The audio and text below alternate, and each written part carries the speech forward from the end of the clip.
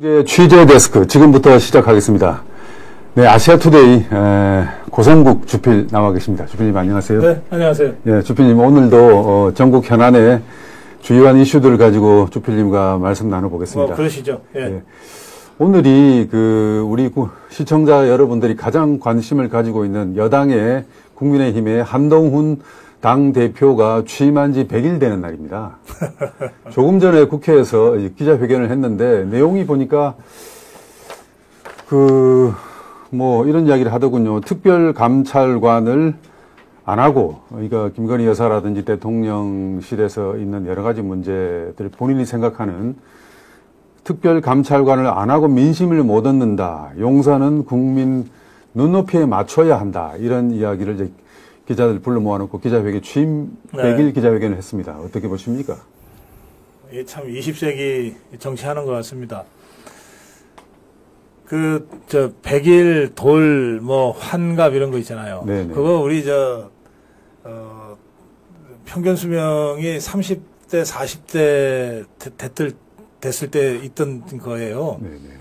그리고 유아 사망률이 워낙 높아가지고, 네. 100일이라고 하는 게, 애는 태어났는데 100일 동안 살지 죽을지 모르니까, 네. 일단 100일 동안 지켜보고 있다가 살면은 잔치하고, 네네네. 그리고 1년 되면은, 아이고, 이제 얘는 진짜 이제 괜찮다. 돌하고. 돌잔치, 예. 그리고, 보통 평균 수명이 한 40대, 이때 60까지 살면 얼마나 최장수하는 겁니까? 네. 그러니까 막 환갑잔치하고. 네네. 그랬던 때거든요. 네네. 그러니까 이게 정치인이야 뭐든지 이벤트로 만드는 거를 직업으로 하는 사람들이긴 하지만, 네.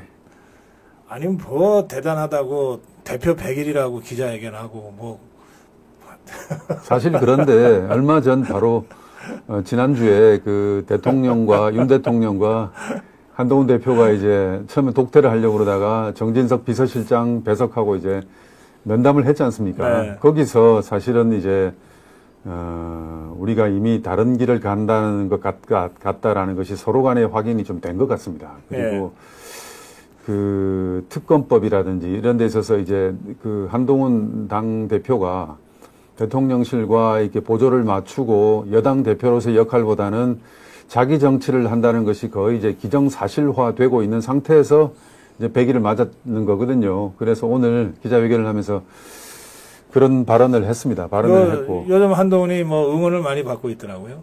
아, 저쪽. 아니, 이재명이가 네. 최고위원회의에서 응원하고, 네. 한동훈 화이팅하고, 조국이도 응원하고, 네. 박지원이도 응원하고, 네. 요즘 한동훈이가 아주, 힘이 아주 100배 나겠어요. 적과의 동침, 네. 네, 그런데, 네. 특별감찰관요. 네. 지금 오늘 강조했다고 하는 게 특별감찰관인데요. 이거는, 네. 야당 입장에서는 우리가 그거 하자 그런 거 아닌데 저 사람들 왜 저러지 하는 사안이에요. 그렇죠. 그렇더군요. 제가 네. 오늘 아침에 KBS 라디오에서도 이 문제 갖고 토론했는데, 네. 야당 국회의원이 계속해서 하는 말이 그거예요. 아니, 우리는 특별감찰관 하자 그런 거 아니다. 네네네. 특검 받으라고 그랬는데 왜 엉뚱한 특별감찰관 갖고 그렇게 서로 싸우냐. 근데 특검은 지금 여당 내부에서도 반대에 부딪혀가지고 당론을 낼 수가 없는 상황입니다. 그러니까 특검은 안 될 겁니다.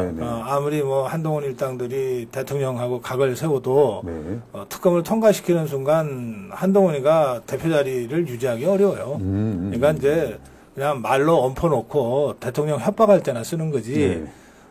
다시 재표결된다고 해도, 김건희 여사 특검을 이번에 세 번째로 야당 종북주사파들이 강행하겠다고 하는데, 네. 그거 거부권 행사한 다음에 재표결 들어가도, 네. 4표 이상 이탈표 안 나올 거예요. 그건 그렇고.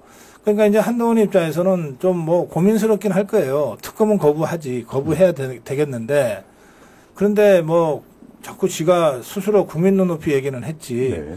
그러니까 뭔가 탈출구로 특별감찰관을 얘기한 거예요. 네. 그런데 특별감찰관은 이런 겁니다. 그거는요,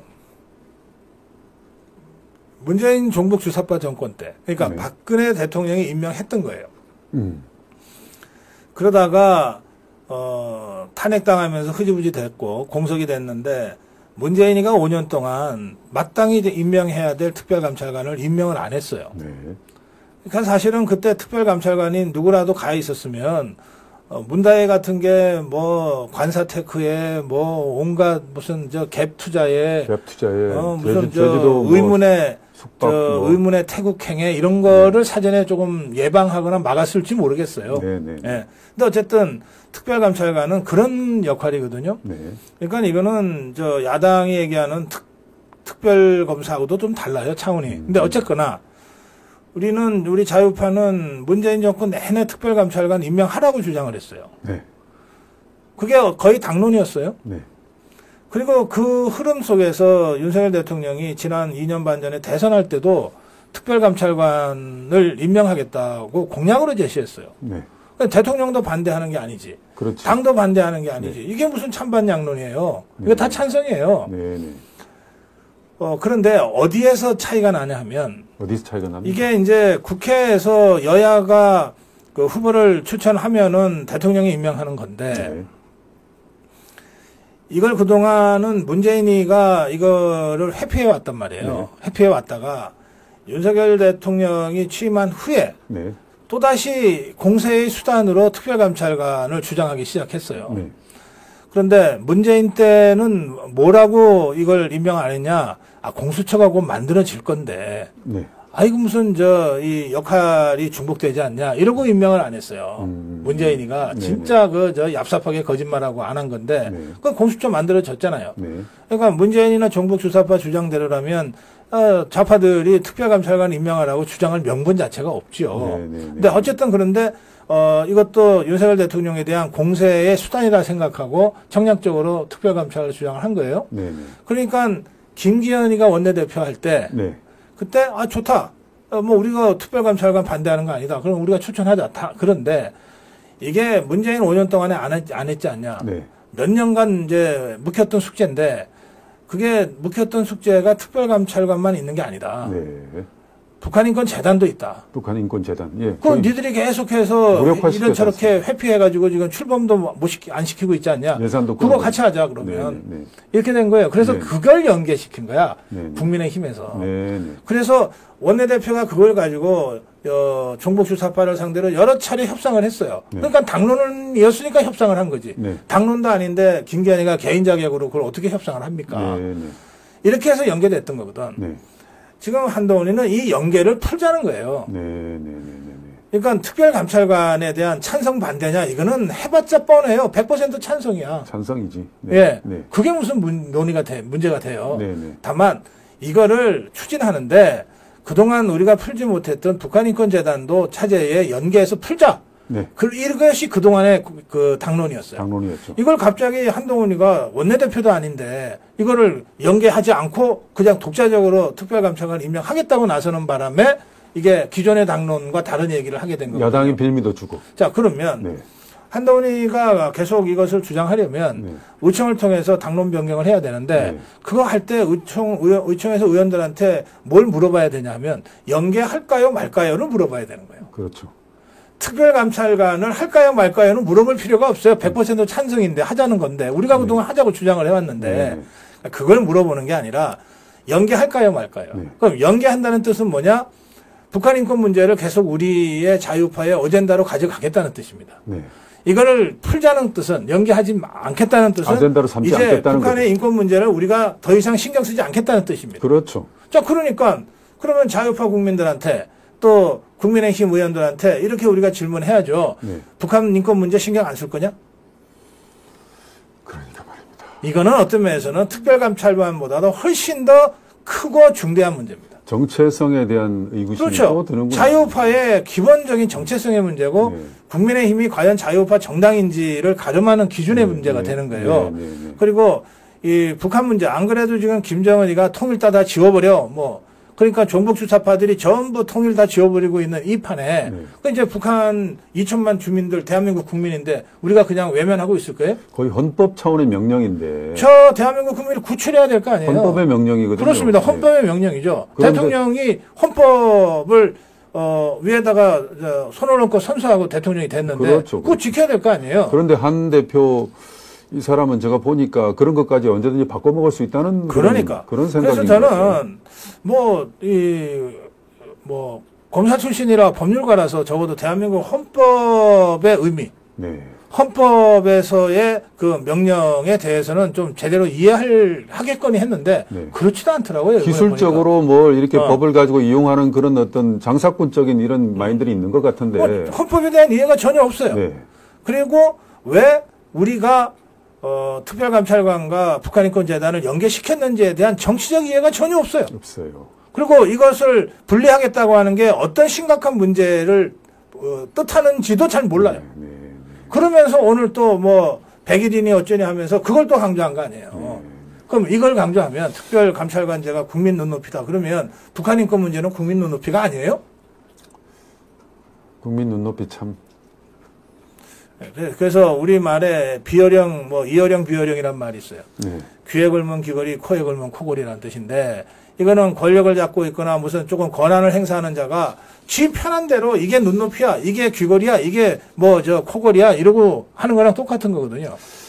지금 요즘 최근에 여의도에서 돌고 있는 그 지라시 중에 하나 중에 그 친한계의 대권 플랜 관련한 지라시들이 좀 돌았는데요. 그 내용이 핵심이 뭐냐면 이재명은 재판으로 날려버리고 그리고 윤 대통령 때리기로 네. 한동훈을 차별화해서 대선 후보로 일약 등극한다. 이런 플랜인 것 같은데 네. 참 어떻게 보면 얄팍한 그런 얘기 아니겠습니까? 그 무슨 대권 플랜이 이름이 무슨 살모사 플랜인가 살모사 프로젝트인가 뭐 그렇다고 돌아다니더라고요. 네네. 저도 뭐 좀 봤는데 그 아주 한편으로는 뭐 일리 있어요. 네. 아 뭐 이재명이 내가 직접 손댈 거 있냐? 대법원이 알아서 감옥에 네. 보내주겠지. 네네. 그러면 나는 이제 저 이재명이나 저쪽은 신경 쓸 거 없이 그냥 내가 여기 대통령 주자만 되면 되는 거 아니야. 네. 그러려면 대통령이 가만히 앉아 있는데 갖다 줄 것 같지는 않으니까 대통령을 제치고 내 힘으로 권력을 쟁취해야 되겠다. 그렇죠. 그러면 대통령을 공격하려면 그 약한 고리인 김건희 여사를 공격해야 되겠다. 네. 뭐 간단해요. 네네. 이게 8년 전에 김무성이 유승민이가 했던 전략과 똑같은 전략입니다. 네. 그렇죠. 박사님 뭐 오랫동안 한국 정치, 특히 여의도 정치를 워치하고 계셨으니까. 그때 김무성이가 전당대회에서 당대표가 되겠다고 나섰을 때 네. 다들 말렸어요. 네네. 왜냐하면 그때는 친박계가 박근혜 대통령 시절이니까 네. 친박계가 당 주류 아닙니까? 네네. 친박계 중에서 서청원 의원이 좌장을 하고 있을 때요. 서청원 의원도 당대표를 하고 싶어 했어요. 네네. 그러니까 친박계 대다수가 아니 김무성이한테 이렇게 얘기했죠. 아니 당신이 대권의 꿈을 갖고 있지 않냐. 그 대권의 꿈을 갖고 있으면 대통령 후보로서 길을 가지 무슨 당대표냐. 네네. 같은 친박계에 서청원 대표가 대표 생각이 있으니 서청원 대표를 대표로 추대하고 네. 그리고 형님 저 대통령 하고 싶습니다. 만들어 주십시오. 네. 이렇게 가면 만사가 다 편해진다. 네, 네. 그리고 당시 대통령도 직접 대통령 하겠다는 김무성이보다는 대통령에는 욕심이 없는 이런 서청원이 당대표가 돼서 한편으로는 박근혜 정부 성공을 위해서 뒷받침하고 또 한편으로는 당을 잘 관리해서 진짜 좌장이니까 해서 김무성이를 비롯한 여러 대권 주자들이 경쟁하는데 장을 만들어주면 괜찮겠다. 이렇게 박근혜 대통령 생각했다는 거거든요. 네네. 그런데 그때 김무성이가 그야말로 지금 들어도 참 합리적이다. 네. 라고 할 만한 이런 제안을 거절합니다. 이런 제안에 거절해요. 네. 거절하는데 그때 김무성 주위에도 지금 한동훈 주위에 있는 것과 같은 정치꾼들이 좀 있었어요. 네.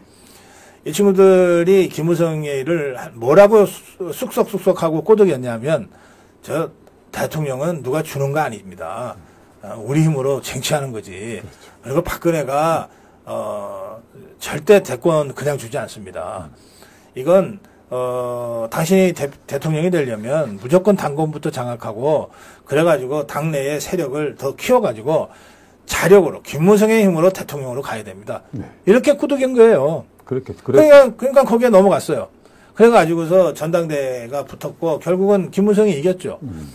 이기고 나니까 그때부터 사사건건 대통령은 신계가 불편해. 당은 서청원이 협력할 리가 없잖아요. 네. 친박계가 분열된 거예요. 네. 이명박 세력은 그때 당시까지도 별로 준동을 못했는데 네. 뭐 이명박 세력도 은근히 그 갈등을 부추기고 즐기고 있었죠. 네. 이래서 사분오열 되는 바람에 결국 선거에서 지고 그러니까 그 선거 과정에서 정말 쪽팔리게 김무성이가 도장 들고 튀고 하는 사건까지 나타나잖아요. 제가 예, 맞습니다. 이러면서 이번 총선 패배도 장해찬이 도태우 자르는 바람에 완전히 망쳤는데 그때도 공천 줬다가 뺏었다니까요. 맞습니다. 김무성이가 공천을 줬다가 뺏은 게 두 지역이에요. 하나가 송파의 유영아. 예, 맞죠. 또 하나가 대구 동굴의 이재만. 공천을 뺏었어요. 그리고는 이재만의 경우에는 아예 후보 공천을 안 해버려, 당에서. 왜? 그 자리에 유승민이가 무소속으로 나올 거니까. 네. 그러니까 유승민이가 무소속으로 나와서 당선되잖아요. 네. 그래갖고 당에 다시 들어와서 그래가지고 김무성이랑 손잡고 박근혜 대통령을 배신하는 거거든. 그러니까 8년 전에 그 상황이 지금 한동훈 일당이 하려고 하는 그 여의도판에 돌아다니는 그 정보지에 따르면 비슷한 거야. 비슷하죠. 이 자들이 그 8년 전에 배신을 꿈꿨던, 그리고 배신을 자행했던 김무성이 유승민이한테서 뭐 많이 벤치마킹이라도 한 것 같아요. 보니까. 네. 자, 그러면 기왕에 벤치마킹 할 거 끝까지 봐야지. 네. 책 중간만 보고 말면 돼요. 끝에 이 사람들이 어떻게 자, 되는지. 끝까지 봐야지. 김무성이 지금 어떻게 돼 있어요? 패인. 예, 유승민이 어떻게 돼 있어요? 패인이죠. 그러니까 그 길로 가면 한동훈과 그 일당들은 뼈도 못 추린다니까? 이 사례만 있는 게 아닙니다. 네. 박사님. 우리가 정치부 기자들, 초년병들한테 선배들이 하는 말, 정치는 과거를 알아야 현재를 쓸 수 있고 미래를 내다볼 수 있다. 이렇게 네. 기사 쓸 때 그렇거든요. 네.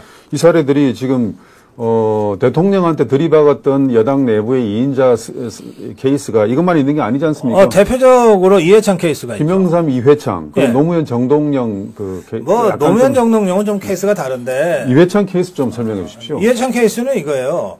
97년하고 2002년 두 번에 걸쳐서 이해창이 대통령 후보가 됩니다. 네.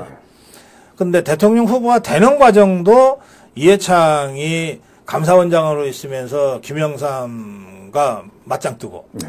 총리로 임명된 이후에도 또 맞짱 뜨고. 그렇게 해서 계속 맞짱을 뜨면서 이해창이 몸집을 키우거든요. 네. 그러니까 그 전까지는 뭐 이해창은 대권주자도 아니었는데, 네. 대통령하고 두 차례나 맞짱을 뜨니까 몸이 커져가지고 네. 이제 대권주자가 됐어요. 네. 그래가지고 뭐 구룡이라고 하는 경쟁을 통해서 후보가 됐잖아요. 네. 그럼 후보가 됐으면 그때부터라도 YS를 어쨌든 대통령인데, 현직 대통령인데, 네. 그리고 자기는 그 대통령이 속해 있는 당의 민자당의 후보인데, 네. 신한국당의 후보인데, 네. 그때부터라도 모셨어야죠. 네. 근데 이해창이가 내쳐 그냥 에이 뭐 김영삼이 뭐 하고서 다 완전히 제껴버린 거예요. 제끼다 보니까 당시에 요즘은 뭐 이재명의 개딸 한동훈의 한딸 그러지만 당시에 이해창이도 뭐 무시 못할 지지자들이 있었어요. 네. 네, 그 창딸이라고 그래야 되나? 어쨌든 이 자들이 이게 통제가 안 되니까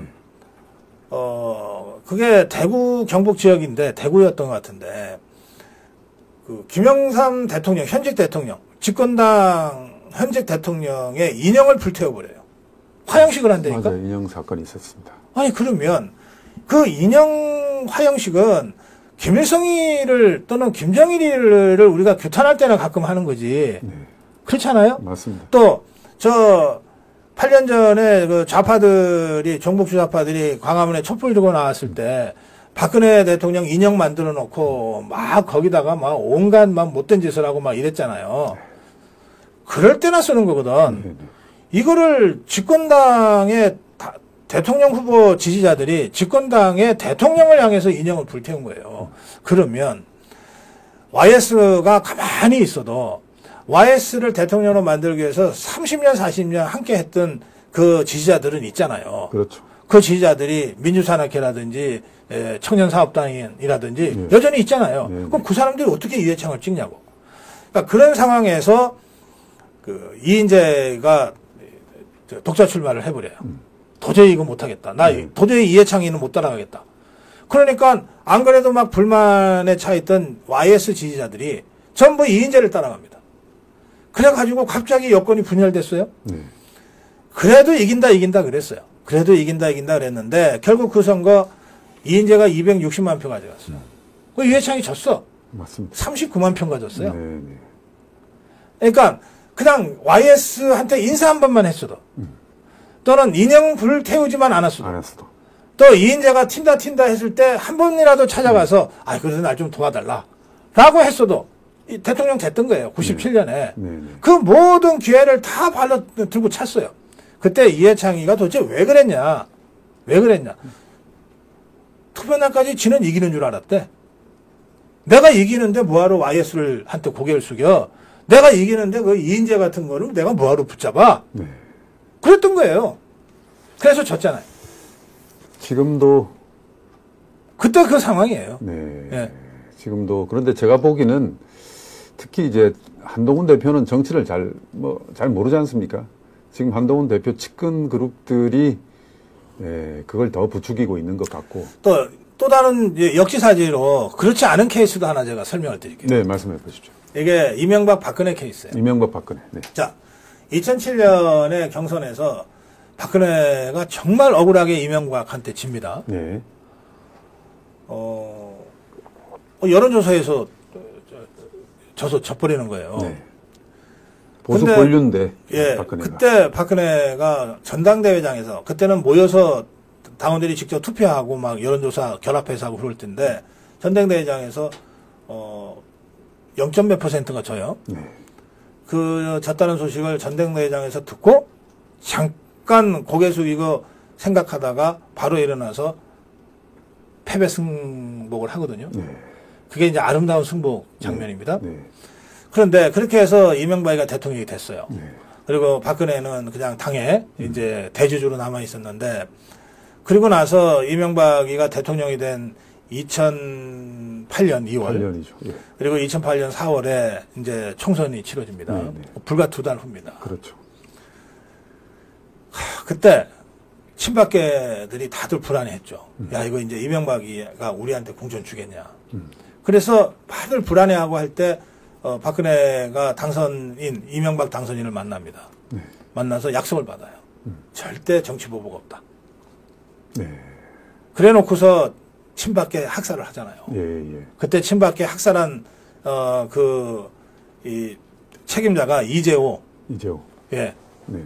이재호하고 당시 사무총장을 저 사람이 했어요. 저 사천 국회의원. 예. 그때 누구였더라? 뭐 그런 사람이 있어요. 예, 이재호. 했는데 예. 그런데 그때 이제 박근혜가 한 말이 당도 속고 나도 속았다 이거 아닙니까? 그런데 박근혜는 탈당 안 합니다. 탈당 안 하죠. 그런데 학살당한 사람들은 출마를 못하게 됐으니까 전부 다 나가서 친박연대를 만듭니다. 그래서 다시 살아남은 게 친박연대 서청원이고 그렇죠. 뭐 그렇잖아요. 네. 그 후로 이명박 정권 5년 동안에 박근혜는 단 한 번도 이명박과 웃으면서 만난 적이 없어요. 네. 특히 이명박이 강력하게 추진했던 4대강은 5년 동안 싸웠고 네. 그다음에 저 행복도시 행복도시. 그것과 관련해서도 또 싸우고 네. 또 동남권 신공항 갖고도 또 싸우고 이명박의 그 주요 국책 사업에 대해서 박근혜가 싸우지 않은 게 없어요.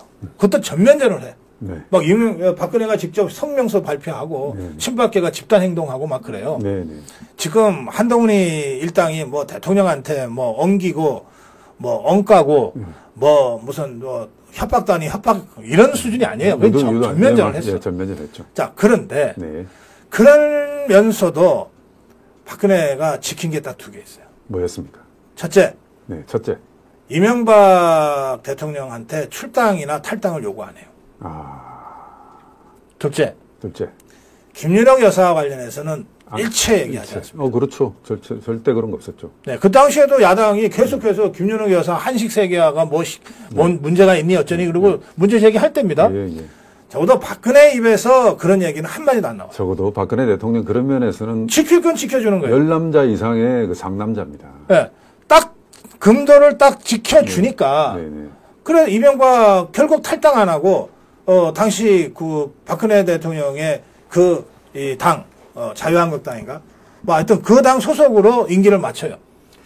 그래서 이기는 거예요. 그래서 그러니까 이명박 세력도 아무리 박근혜가 미워도 또 박근혜가 대통령 되면 우리 다 죽었다라고 겁은 나도 뛰쳐나갈 계기가 없잖아요.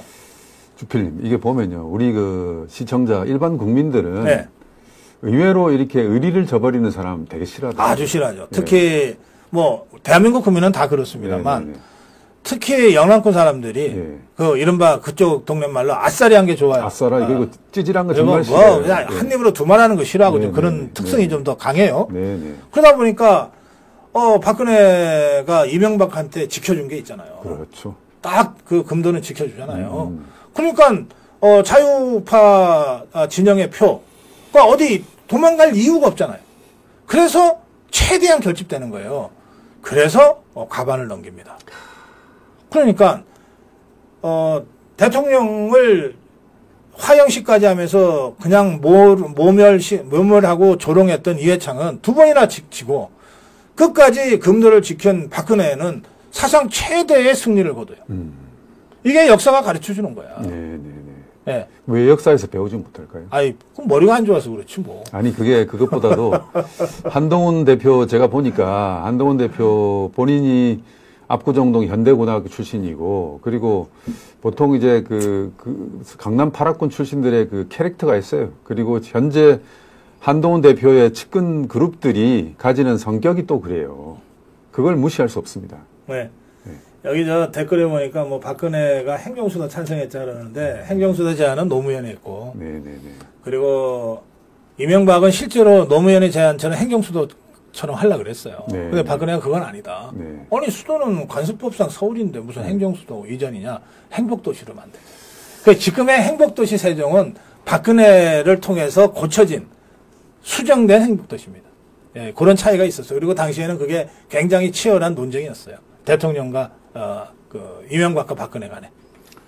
참 걱정입니다. 제가 이제 뭐 그렇게 한동훈 대표에 찬성하는 사람이 아닌데도 여당의 대표가 저러다가 스스로 쓰러질 게 눈에 보이거든요. 자꾸 실수를 하고. 보통 이제 바깥으로부터 공격받아서 정치적 공격을 받아서 쓰러지는 정치인은 많지 않아요. 왜냐하면 정치인은 참 묘해서 공격받으면 더 커요. 커져. 아니 뭐 이해창이도 뭐 정치 해봤습니까? 공격받아서 커지는 거거든. 또 오히려 적당하게 공격과 자극이 없으면 제법 괜찮은 사람인데 존재감이 점점 사라져. 반면에 정치인이 쓰러지는 경우는 어떤 경우냐면 누울 자리 보고 뻗으랬다고. 이게 뭐 시도 때도 가리지 못하고 싸워야 될 상대인지 또는 함께 가야 될 상대인지도 구별하지 못하고 피아를 구별 못하지 않습니까? 자꾸 뭐 대들다가 스스로 무덤 파면서 자멸합니다. 스스로 무덤 파고 자멸하는 거예요. 제대로 때리지도 못하면서 안죽거리고. 며칠 전에도 또 당내에서 계속 중진들과 대화도 안 되고 의원들하고서 이게 소통도 안 되고 그러니까 바깥에 나가가지고 겉돌면서 뭐 일반 청년들하고 소통하겠다고 뭐 그랬지 않습니까? 대화를 하겠다면서 나는 강한 자에게는 강하고 약한 자에게는 약하다. 이게 뭐 참네. 제가 아직 어리구나 이런 생각이 들어요. 아직 어리구나. 뭐 병정놀이 하는 것도 아니고 말입니다. 자, 지금 우리나라에서 나는 김건희 여사가 제일 약한 사람이라고 생각합니다. 지난 3년간을 보세요.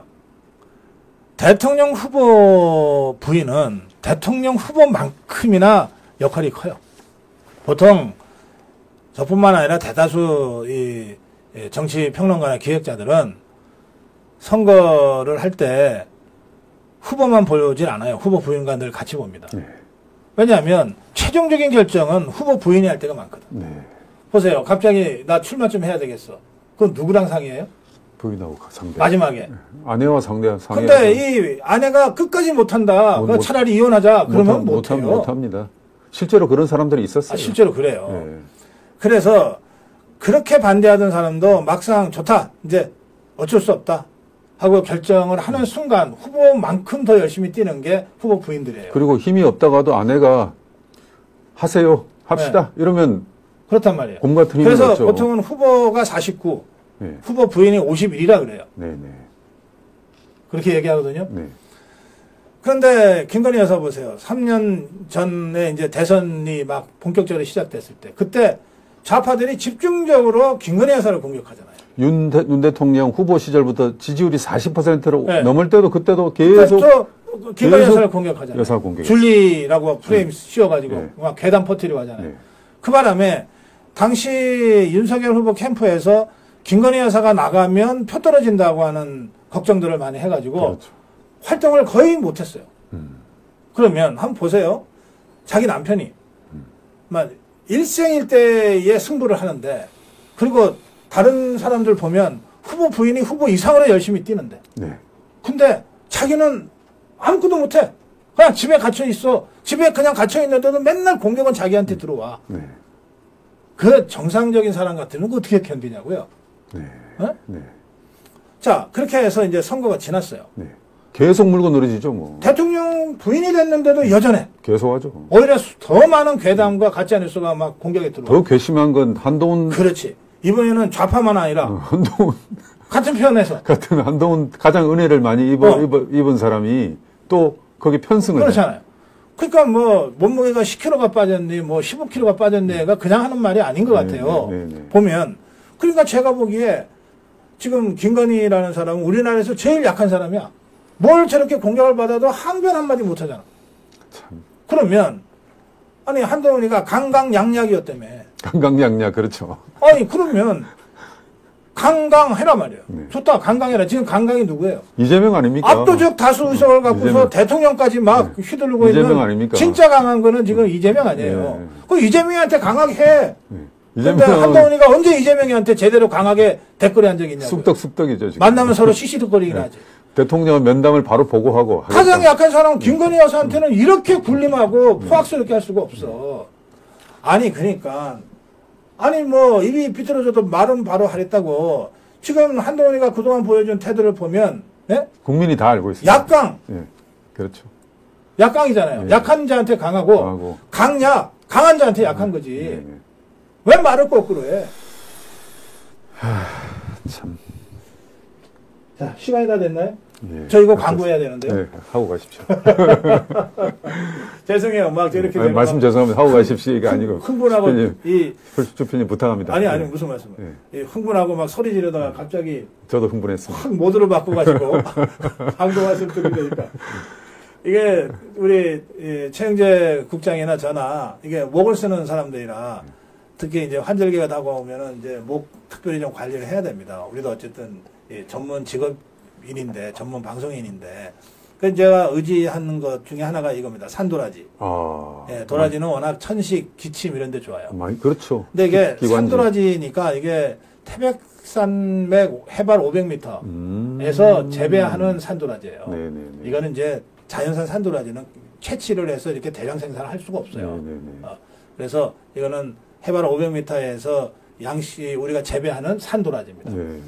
뭐 청정 이 태백산에서 재배하는 것이고 그래서 시중에 가면은 왜 사찰이나 이런 데 가면 꼭 도라지 많이 팔잖아요. 네. 중국산들이 많아요. 네. 또 도라지 가루가 기침 천식에 좋다고. 기관지 좋습니다. 팔거든요. 네. 근데 그것도 중국산들이 많아서 이게 감별하기가 어려워요. 네. 가루로 내놓으면. 네. 그래 이게 산도라지 이거는 100% 국산. 태백산 500m, 태백산맥 500m 고지에서 재배한 100% 국산입니다. 네. 그래서 이거를 이제 그 진액을 낸 거거든요. 엑기스 같은데요? 예, 엑기스입니다. 이거 이제 퍼먹게 돼 있어요. 네. 이걸로 퍼먹게 돼 있어요. 그래서 이거를 하면 뭐 천식, 기관지에 좋을 뿐만 아니라 면역력을 강화시켜줘요. 면역력. 네. 그러니까 이제 사포닌 성분이 아마 그렇죠. 많죠. 예. 네. 사포닌 성분이 더해져서. 네. 근데 이게 겨울철 되면 이 면역력이 떨어지잖아요. 나이가 들면. 그러면 똑같은 바이러스가 여기서 최국장한테도 가고 나한테도 가고. 저는 좀 괜찮습니다. 그럼 최국장은 뭐 멀쩡한데 나는 아프잖아요. 이게 면역력 문제거든. 그러니까 이거를 그 면역력을 키워줍니다. 이게. 그래서 이거 찐득찐득하네. 워낙 이게 좋아서. 네. 제가 광고만 하지 않고 한 숟갈 먹고 가겠습니다. 그러니까 요만큼 이거 그러니까 꽤 양이 되는 겁니다. 이렇게 해서 그냥 드시고 물 한 번 드시면 돼요. 엄청 끼네. 네. 이렇게 드시기 좋잖아요. 네. 하시고 이거를 하나는 안 팔아요. 몇 개 팝니까? 2 플러스. 하나만 팔면 이게 원가가 안 나와. 예. 3개. 3개. 3개 팔면 3개 더 줘. 3 플러스 3이니까. 화끈하게. 예. 3 플러스 3으로 여러분들 구매하셔서 요게 작으니까 그렇게 비용 부담 없을 거예요. 사셔가지고 주위에 목 좀 쓰시거나 나이 좀 드셔서 천식기로 고생하시는 분들한테 하나씩 선물하시면 아주 기가 막힌 선물이 됩니다. 코로나가 창궐할 때 이게 도움이 많이 됐을 것 같아요. 이건 제가 따서 제가 먹은 거기 때문에 제가 가져가겠습니다. 자, 원장님 고생하시고요. 네, 수고하셨습니다. 고맙습니다. 예, 고맙습니다.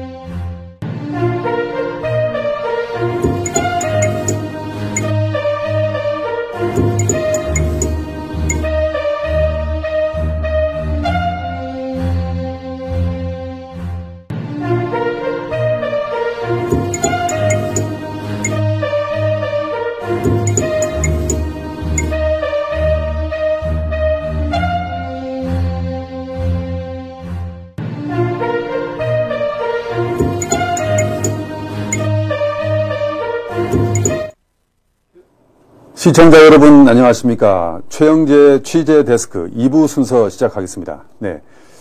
오늘 이 시간은 2부 순서 오늘 이 시간은 지금 김문수 장관이 국회에서 어떻게 보면 촉발시킨 이슈입니다.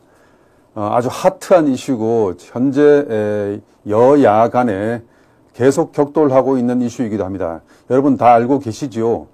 일제시대 우리 조상들의 조상들 우리 증조 할아버지, 고조 할아버지, 또 나이 드신 연세 있으신 시청자 여러분들은 조부님, 조모님들의 국적이 어디였느냐라는 그런 논쟁이 지금도 진행이 되고 있습니다. 우리 이 시간에 최영재 취재 데스크 이 시간에 제가 몇 번 소개해 드린 적이 있습니다. 일제시대 국적,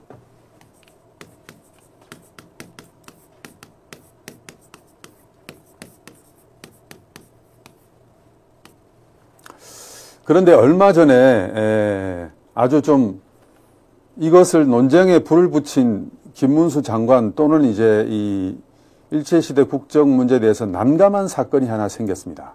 난감한 사건이 하나 생겼는데 바로 총리실, 우리 정부의 국무조정실에서 여기에 관련된 입장을 발표한 겁니다. 이강산 PD, 문서 좀 잠깐 보여주십시오.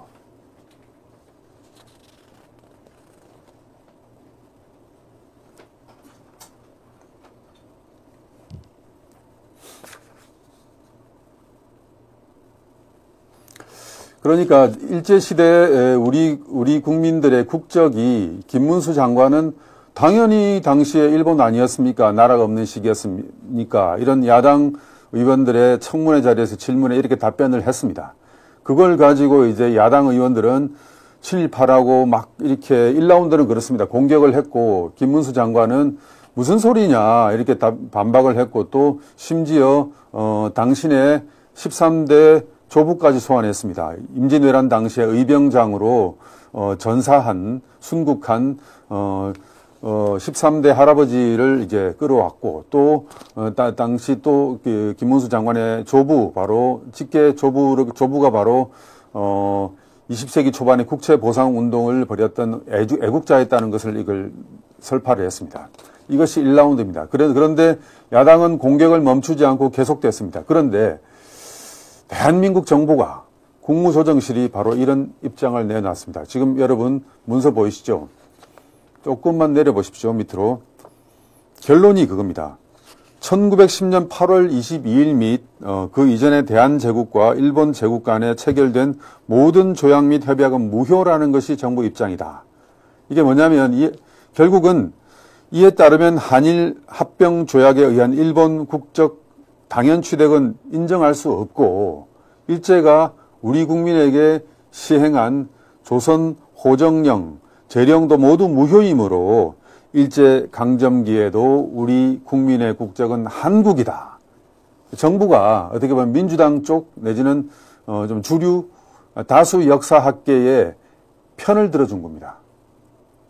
그런데 이래 놓으니까 김문수 장관이 아주 난처해졌죠. 분명히 팩트를 얘기했고 거기에 대한 소신을 굽히지 않았는데 이게 지금 또 김 장관께서는 또 국무위원이라 말입니다. 국무위원이고 노동부 장관으로서 국무위원으로 정부에서 결론을 내린 입장을 어떻게 반박을 할 수도 없고 그래서 상당히 고민을 하고 있으시더라고요. 사실을 이건 마치 그 중세의 종교재판에서 갈릴레오 갈릴레이가 그 천동설 지동설 사이에서 지동설이 팩트인데 이 마녀사냥식으로 이 재판으로 종교 재판을 벌이는 데 있어서 이걸 인정해야 되느냐 말아야 되느냐 이런 상황에 몰리게 된 겁니다. 그래서 이 상황에 대해서 저도 고민을 했습니다. 사실을 두고 또 말하자면 한동훈 지금 현재 당대표처럼 국민 눈높이를 강조하면서 국민 눈높이는 우리가 그걸 인정할 수 없으니까 일제시대 우리 주민들, 우리 선조들의 조상은 한국이라는 그런 이야기에 묻어 따라갈 수밖에 없고 뭐 이런 저도 고민을 하고 있었어요. 김 장관께서도 이런 고민을 하고 있었던 차였고 또 대한민국 총리실 국무조정실이 이렇게 이 문서에 여러분 보고 계시죠. 이렇게 결론을 내렸단 말입니다. 그래서 이건 뭐 기본조약 제2조에 대한 해석에 대한 견해가 있고 그래서 뭐 정부가 든 이유는 그렇습니다. 일제강점기 우리 국민의 국적이 한국이 아니라고 할 경우 한일합병조약 등이 48년 이후부터 무효라는 일본 정부의 입장을 조금 내려봐 주십시오. 문서를. 지금 총리실 문서입니다. 일본 정부의 입장을 대변하는 것으로 비춰질 우려가 있다. 그래서 더 내려보십시오. 조금만 더, 거기 답변상 약간 보이게끔 해줘보십시오. 그렇게 놔줘보십시오. 일제의 불법적인 강점에 따라 사실상 우리나라의 행정권 행사가 불가능하였으나 범규범적 측면에서는 주권국가로서 대한민국 헌법 전문에서 3.1운동으로 건립된 임시정부의 법통을 계승하고 있으며 을사늑약 한일합병조약이 원천적 무효이므로 일제강점기에서도 우리나라 사람의 국적은 한국입니다. 이렇게 총리실에서 이렇게 결론을 내린 거예요. 그럼 이거 어떻게 해야 되느냐. 그래서 저도 좀 연구를 하고 역사학자들하고 의논을 좀 했습니다. 그래서 의미 있는 제가 역사학자로부터 답변을 좀 얻었어요.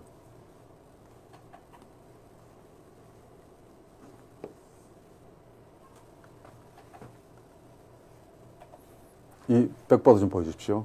여러분,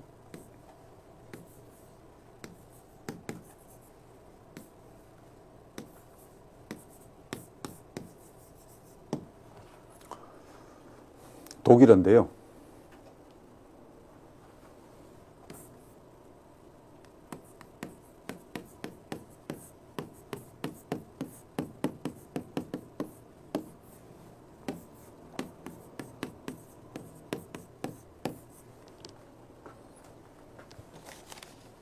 자인 졸런, 독일어입니다.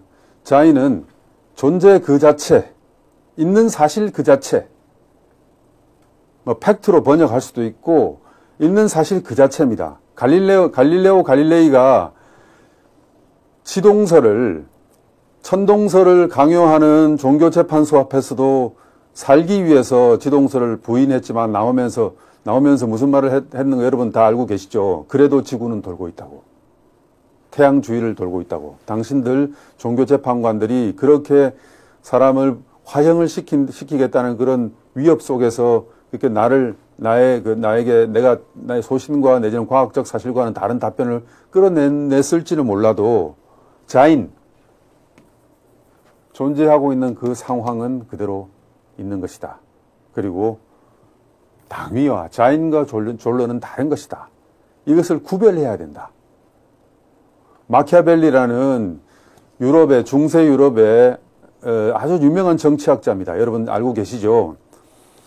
여기 자인과 졸론에 대해서 언급한 게 있어요. 자인과 졸론을 구별하지 못하는 국가와 민족은 반드시 멸망한다. 지금 김문수 장관이 일제시대에 우리 국민들의, 우리 선조들의 국적에 대해서 말한 것은 그건 대한민국이란 나라가 없었기 때문에 존재 그 자체입니다. 존재 그 자체. 이걸 부인하면 안 된다. 그런데 희망상, 역사를 희망상으로 기록할 수는 없거든요. 졸론으로는 우리는 얼마든지 얘기할 수 있습니다. 지금 대한민국 총리실이 아까 보여드렸죠. 이 문서는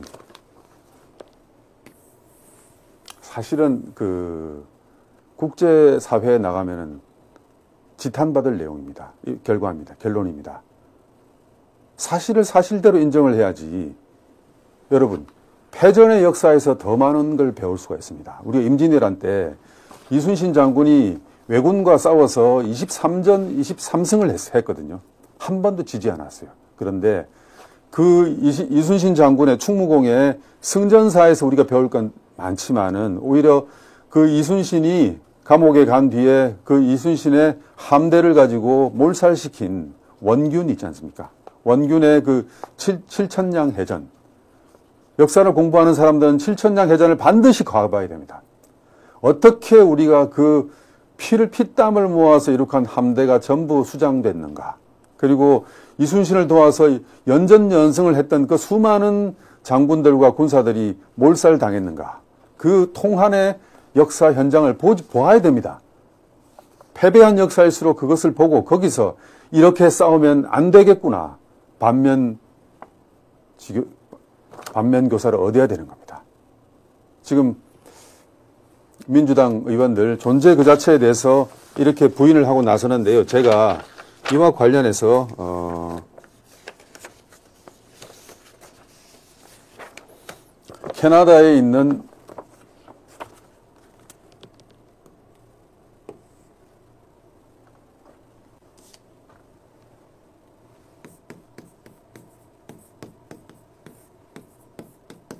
캐나다 맥메스터 대학의 역사학과 교수로 재임하고 있는 송재윤 교수에게 문의를 해봤습니다.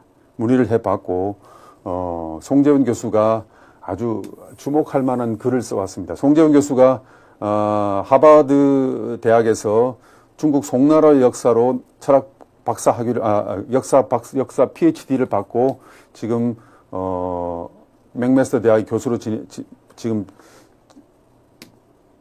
교수로 있는데 조선일보의 슬픈 중국이라는 글을 연재하고 있는 그 아주 젊은 역사학자입니다. 그래서 송재윤 교수가 사례로 든 일이 있어요. 얼마 전에 조선일보의 슬픈 중국에 중국에 귀화했던 도산 안창호 선생이 일본 국적자로 체포된 까닭에 대해서 글을 써왔어요. 아주 어떻게 보면 김문수 장관을 위한 맞춤형 기고문이었습니다. 자, 이강삼 PD 사진자료 첫 번째 그림 띄워봐 주십시오.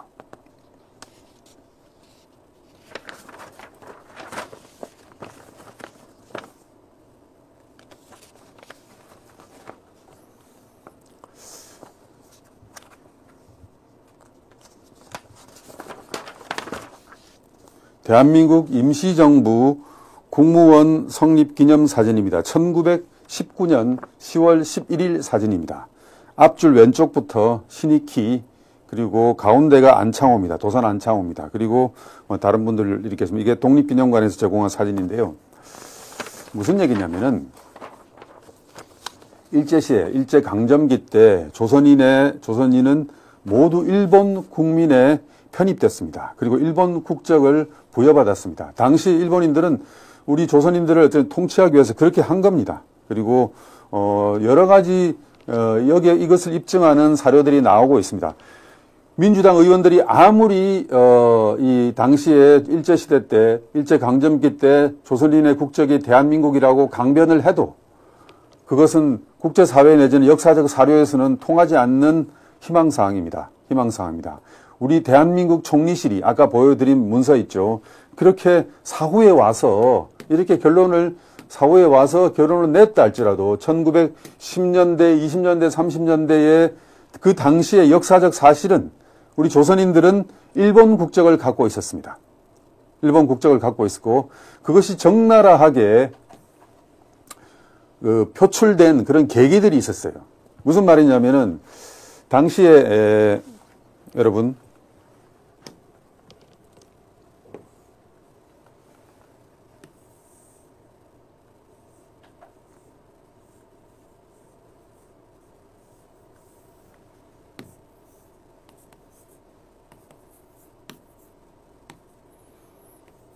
우리 한반도 동아시아입니다. 우리 나라를 잃은 우리 조선인들이 독립운동 내지는 생업을 위해서 당시에 이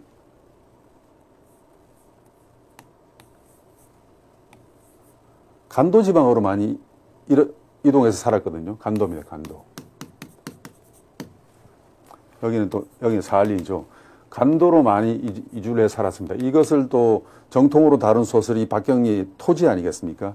바로 이 간도 지역에 조선인들이 뭐 한 100만, 200만 정도로 몰릴 정도로 살았는데 그때 여기서 이렇게 이동한 조선인들에게 중국 정부가 중국 국적을 부여했단 말입니다. 그런데 일제는 여기에 이주한 조선인들에게 끝까지 일본 국적을 강요했어요. 그러니까 일본 국적에서 이탈하는 것을 용서하지 않았어요. 그런 사건들이 또 있어요. 계속 조선인들의 그 신병과 재산권을 속박을 하려고 일본이 이렇게 일본 국적 이탈을 용서하지 않았어요. 그 사례가 좀 있어요.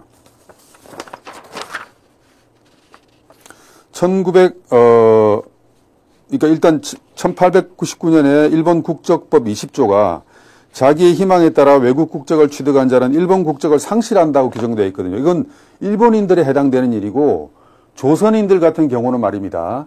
외국에 있든지 간에 안 그러면 한반도 여기 본국에 살고 있든지 간에 일본 국적을 벗어날 수가 없어요. 식민지 국민으로서의 그 신분을 벗어날 수가 없어요. 심지어 중국에 가서 살아도 당시 이 간도 지역이 일본 영토가 아니었단 말입니다. 좀 애매한 지역이었거든요.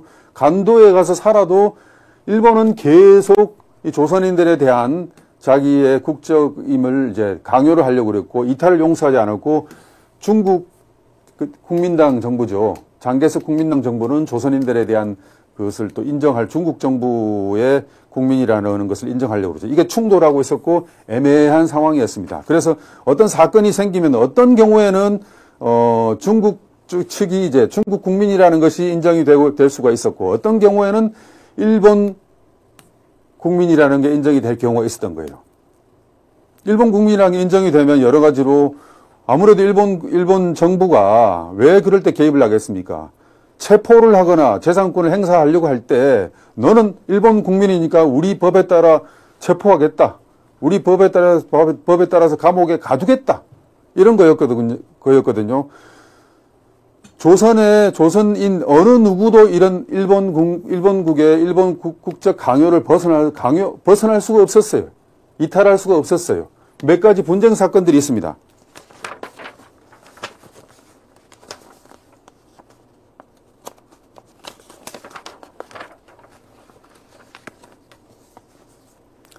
일례로 한진교라는 인물이 있었어요.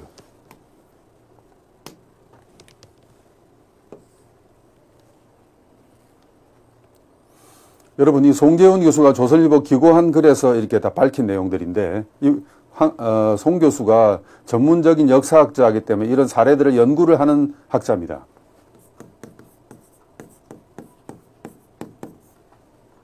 한진교입니다, 한진교.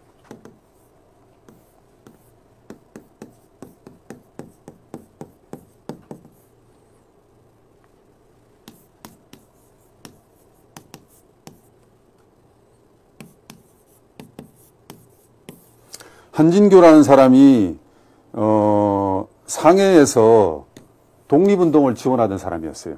그러다가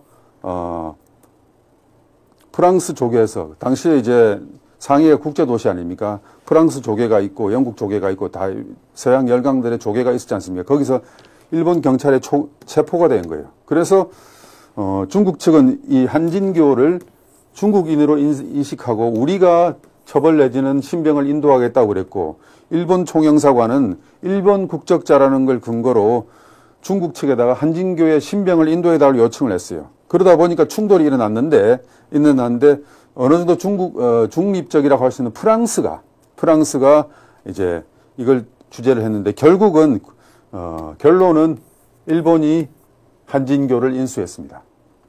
일본 국적자였다는 것을 국제사회가 인정을 하는 거죠. 결정적인 거는 이것보다도 여러분 아까 제가 말씀드렸던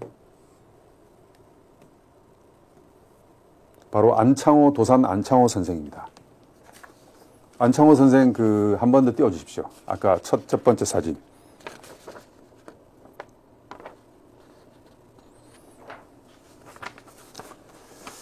저 사진은 1919년 처음 상해 임시정부가 성립될 때 사진인데요.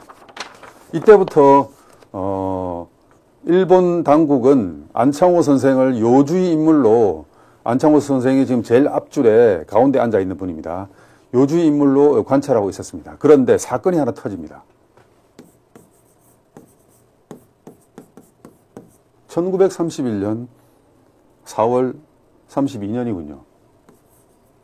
4월 29일 상해 홍구공에서 윤동길 의사가 일본군 총사령관 등 당시에 상해에 진주하고 있던 일본군들을 향해서 도시락 폭탄을 던집니다. 그래가지고 즉 현장에서 일본군 최고 고위층들이 다수가 폭사하고 사상합니다. 그래서 안창호 선생이 말하자면 요주의 인물로 수배를 받습니다. 결국은 안창호 선생이 체포가 되는데요. 이 안창호의 신병을 두고 도산 안창호의 신병을 두고 중국 정부와 그리고 일본 정부 사이에 승강이가 벌어집니다.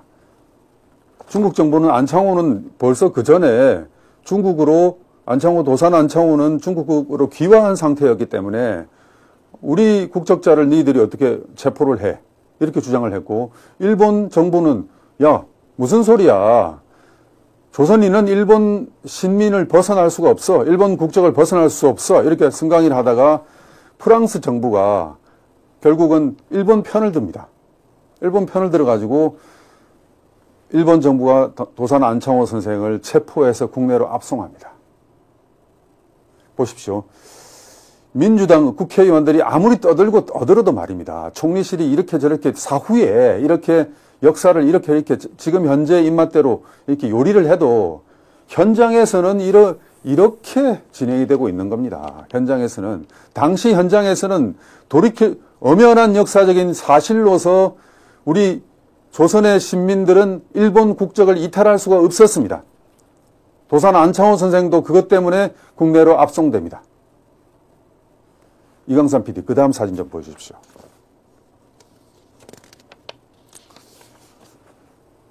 (1932년) 무렵에 이 사건이 터졌는데 도산 안창호 선생이 중국으로 귀화한 시기가 1923년 7월입니다. 그러니까 근 9년 전에 이미 중국 국적으로 귀화를 했죠. 그런데도 불구하고 이런 일이 벌어지는 겁니다. 여러분, 제가 현재 이 미국 입국 비자입니다.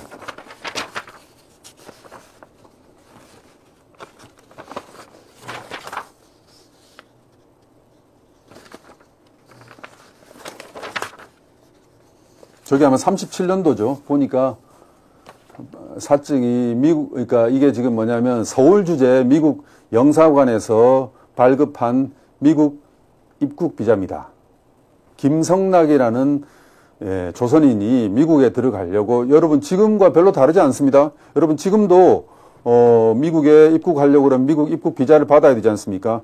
아주 비슷한 형태입니다. 이름 제일 위에 보죠. 서네임 킴이라고 적혀 있죠. 기본 네임 성락이라고 적혀 있죠. 절 밑에 내셔널리티라고 보는데 보십시오. 자파니스라고 되어 있습니다. 일본국이라고 분명히 눈동자 색깔, color of eyes, brown, 생년월일 1903년 April 26th 이렇게 딱 출생년월일이 나와 있습니다. 김성락이라는 사람의 미국 입국 비자입니다. 이것도 캐나다 맥메스터 대학의 송재훈 교수가 발굴을 해서 보내온 겁니다. 빼도 박도 못하게 저렇게 되어 있습니다. Nationality, Japanese, Country of Birth, chosen. 그러니까 뭐냐면 태어난 곳은 조선이고 국적은 일본이다. 명백한 역사적 사실이고 당시 국제사회가 인정하는 역사적 사실입니다. 아까 말씀드린 자인입니다. 자인. 졸런이 아니라 자인과 졸런을 구별해야 됩니다. 사실이 그렇다는 얘기입니다. 상하이의 프랑스 경찰이 도산 안창호의 국적은 일본이다라고 인정을 했기 때문에 32년도 윤봉길 의사의 홍콩 공원 의거 이후에 상해에 있던 도산 안창호 선생이 체포돼서 국내로 송환이 됩니다. 이강산 PD, 사진 다음 자료 하나 보여주십시오. 이게 바로 당시에 일제가 관리하던 요주의 인물 도산 안창호 선생의 카드입니다. 그 다음 건 보여주십시오. 이게 뭐냐면은 앞서 카드 한번 돌려봐 주십시오. 1925년 10월 20일 일제가 작성한 감시 대상 인물 카드 속의 안창호입니다. 아까 그 다음 사진 부탁합니다. 예, 이건 바로 서대문 형무소에 갇혔을 때 1932년 7월 4일 안창호의 서대문 형무소 수령 카드입니다. 여러분. 만약에 지금 총리실의 주장과 민주당의 주장대로 일제시대 우리 조선인들의 국적이 한국이었다면은 어떻게 상해에서 독립운동을 하던, 그리고 거기 일본 영도 아니었는데 도산 안창호 선생이 어떻게 국내로 압송될 수 있었겠습니까?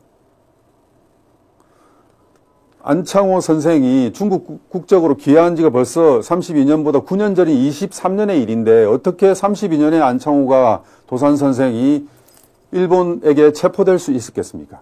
일본 국적을 이탈할 수 없었고, 그리고 상해 조계지에 있던 프랑스 경찰이 안창호의 국적은 일본이라고 인정했기 때문입니다.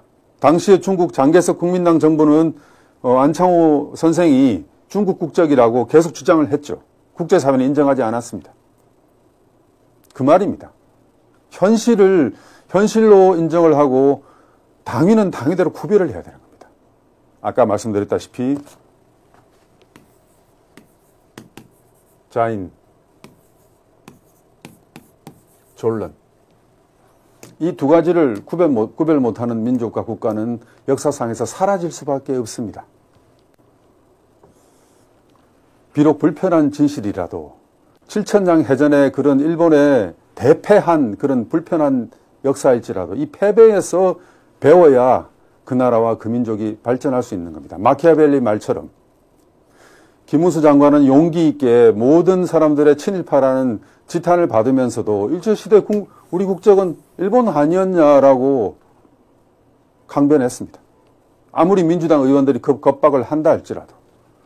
역사적, 지금 보고 계시죠? 바로 서대문 형무소에 수감된 1932년도에 도산 안창호 선생의 수형 카드입니다. 당시 이미 9년 전부터 도산 안창호 선생은 중국 국적이었습니다. 그런 중국 국적자를 어떻게 상해에서 일제가 체포할 수 있었느냐? 국제사회에서는 도산 안창호의 국적이 일본이었던 겁니다. 벗어날 수 없었어요. 오늘 여기까지입니다. 시청자 여러분, 앞으로 우리 최영재 취재데스크 이러한 중요한 역사적인 팩트와 우리가 명심해야 되는 상황들에 대해서 계속 피하지 않고 여러분들에게 말씀을 드리겠습니다. 오늘 여기까지입니다. 다음 방송 시간까지 안녕히 계십시오.